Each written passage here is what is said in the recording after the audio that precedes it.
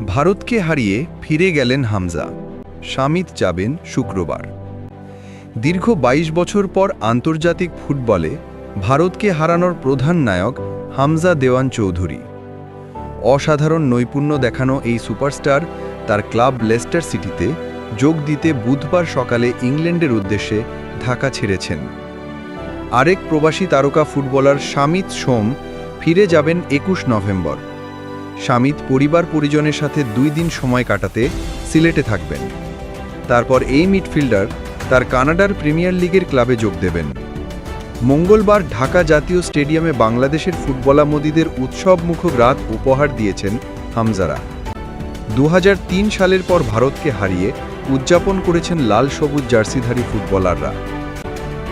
আগামী মার্চে AFC Asian cup বাছাইয়ের শেষ ম্যাচে বাংলাদেশের প্রতিপক্ষ সিঙ্গাপুর। ওই ম্যাচটি খেলার জন্য আবার আসবেন হামজা চৌধুরী। গতকাল ম্যাচের পর হামজা সংবাদ সম্মেলনে বলছিলেন, আবার দেখা হবে মার্চে।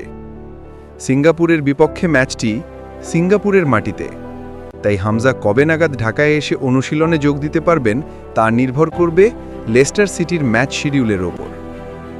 বাংলাদেশ জাতীয় ফুটবল দলে হামজা দেওয়ান চৌধুরীর অভিষেক হয়েছিল এবছর ২৫ মার্চ শিলংয়ে ভারতের বিপক্ষে।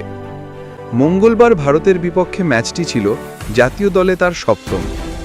অন্যদিকে শামিত সোমের ১০ই জুন সিঙ্গাপুরের বিপক্ষে ম্যাচ দিয়ে বাংলাদেশের জার্সিতে অভিষেক হয়েছিল।